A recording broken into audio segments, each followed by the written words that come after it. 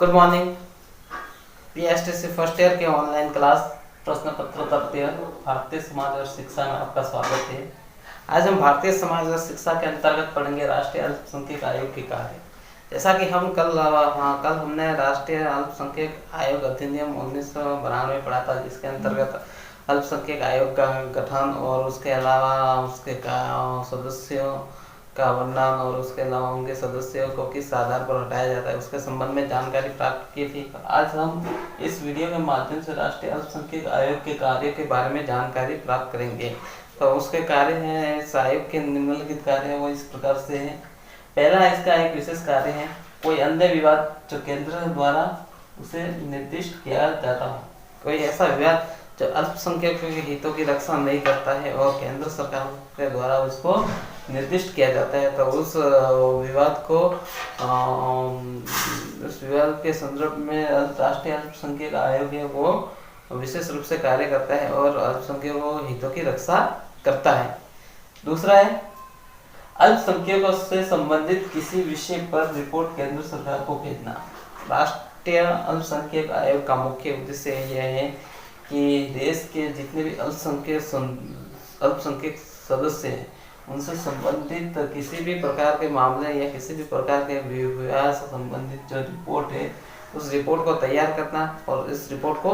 केंद्र सरकार को प्रेषित करना होता है, जिसके माध्यम से केंद्र सरकार है वो अल्पसंख्यकों के हितों की सुरक्षा को देखकर विभिन्न प्रकार की योजनाएं है वो लागू करती है। इस प्रकार से राष्ट्रीय अल्पसंख्यक आयोग का महत्वपूर्ण उद्देश्य ये भी होता है कि अल्पसंख्यकों से संबंधित उनकी समस्या से संबंधित विभिन्न प्रकार की रिपोर्टों को केंद्र सरकार तक पहुंचाना होता है। दूसरा है नेक्स्ट है अल्पसंख्यकों के विषय में केंद्र और राज्य सरकार द्वारा किए जाने वाले समुचित उपायों पर सुझाव देना। अल्पसंख्यकों के हितों की रक्षा करने के लिए, उन्हें आगे बढ़ाने के लिए, उनका उत्तरोत्तर विकास के लिए सरकार और केंद्र सरकार और राज्य सरकार दोनों मिलकर कार्य करती है। तो उनके द्वारा मिलकर कार्य किए जाने पर राष्ट्रीय अल्पसंख्यक आयोग का उद्देश्य कर्तव्य बनता है कि वो भी अल्पसंख्यकों के हितों से संबंधित समुचित उपाय है वो पर केंद्र सरकार और राज्य सरकार को क्या देता है, सुझाव देता है और सुझाव के आधार पर वह अल्पसंख्यकों के हितों के रक्षा से संबंधित विभिन्न प्रकार की योजनाओं को क्रियान्वित करवा सकता है। अतः उसका मुख्य कार्य यह भी होता है कि केंद्र सरकार और राज्य सरकार को अल्पसंख्यकों के हितों से संबंधित कार्य पर सुझाव देना, उपायों पर सुझाव देना भी होता है। नेक्स्ट है अल्पसंख्यकों के आर्थिक, सामाजिक, शैक्षिक विकास से संबंधित विषयों पर अध्ययन करना है। राष्ट्रीय अल्पसंख्यक आयोग का एक महत्वपूर्ण कार्य ये भी बनता है कि अल्पसंख्यक ऐसे समुदाय जिनकी संख्या कम हो, ऐसे समुदाय से संबंधित उनके जो आर्थिक जीवन है, उनके आर्थिक समस्या,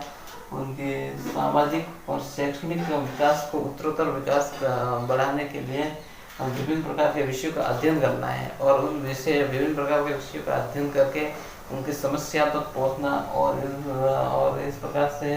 हर क्षेत्र में विकसित करना उनका एक महत्वपूर्ण कार्य होता है, चाहे वह आर्थिक क्षेत्र हो, चाहे सामाजिक क्षेत्र हो, चाहे शैक्षिक क्षेत्र हो। हर क्षेत्र में उन्हें समुचित विकास की ओर उत्तरोत्तर करना राष्ट्रीय अल्पसंख्यक आयोग का एक महत्वपूर्ण उद्देश्य कार्य होता है। इसके अलावा पांचवा है अल्पसंख्यकों के विरोध विभेद से उत्पन्न समस्याओं के बारे में विशेष अध्ययन करना। हमारे राष्ट्र के अंदर विभिन्न अल्पसंख्यक आयोग का महत्वपूर्ण कार्य ये होता है कि ऐसी समस्या जो अल्पसंख्यकों के साथ में भेदभाव उत्पन्न करती है, अल्पसंख्यकों के साथ में क्या करती है, भेदभाव उत्पन्न करती है, ऐसी विशेष समस्याओं का उन्हें क्या करना पड़ेगा, अध्ययन करना पड़ेगा और उन्हें अध्ययन करने के बाद में राष्ट्रीय अल्पसंख्यक आयोग द्वारा उन समस्याओं के समाधान पर पहुंचना और उन विभेदीकरण का हल करना एक महत्वपूर्ण कार्य बन जाता है और ये उनके सामने चुनौती आ जाती है। तो ऐसी समस्याओं को भी निपटारा करने के लिए ये अपना महत्वपूर्ण कार्य है वो करती है। ये समस्या किस कारण से आ रही है, अल्पसंख्यकों के साथ में किस आधार पर भेदभाव किया जाता है, उन संबंध के बारे में जानकारी जुटाना और समस्या को हल करना इनका एक महत्वपूर्ण कार्य है। इसके अलावा अल्पसंख्यकों के अधिकारों की रक्षा व परिवारों को देखते हुए सक्षम अधिकारी के समक्ष प्रस्तुत करना। सर्वप्रथम वह क्या अल्पसंख्यक राष्ट्रीय अल्पसंख्यक आयोग का महत्वपूर्ण कार्य यह है कि उन्हें हर किसी कीमत पर अल्पसंख्यकों के हितों की रक्षा करना उनका महत्वपूर्ण कार्य है और उनसे संबंधित विभिन्न प्रकार से अल्पसंख्यकों के हितों की रक्षा करते हुए विभिन्न प्रकार के विवादों उनके सामने देखने को मिलते हैं। उन विवादों से संबंधित उनको क्या करना पड़ता है, तो अल्पसंख्यक आयोग के जो सक्षम अधिकारी होते हैं उनके समक्ष उसको प्रस्तुत करना है ताकि वह उनके अल्पसंख्यक व्यक्तियों के हितों की व उनके अधिकारों की रक्षा है वो आसानी से हो जाए और किसी भी प्रकार के बिना विवाद के उन्हें उनके अधिकार है वो आसानी से प्राप्त हो जाए।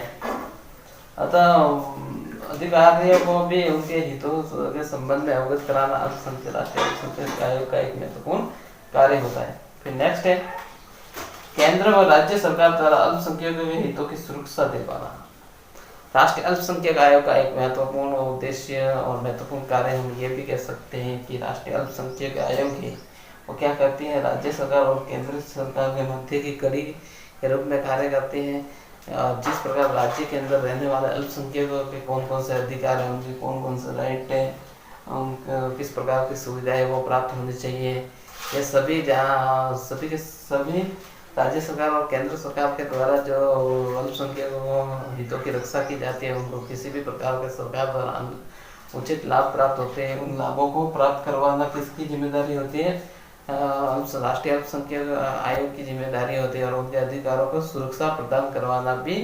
यानी कि अधिकार राष्ट्रीय अल्पसंख्यक आयोग की जिम्मेदारी होती है जो केंद्र और राज्य सरकार के साथ में मिलकर कार्य करती है अल्पसंख्यकों के हितों की रक्षा के लिए, उनकी सुरक्षा के लिए। फिर नेक्स्ट है संविधान संसद व राज्य परिमंडलों और विधानमंडलों द्वारा अल्पसंख्यकों के हितों की रक्षा।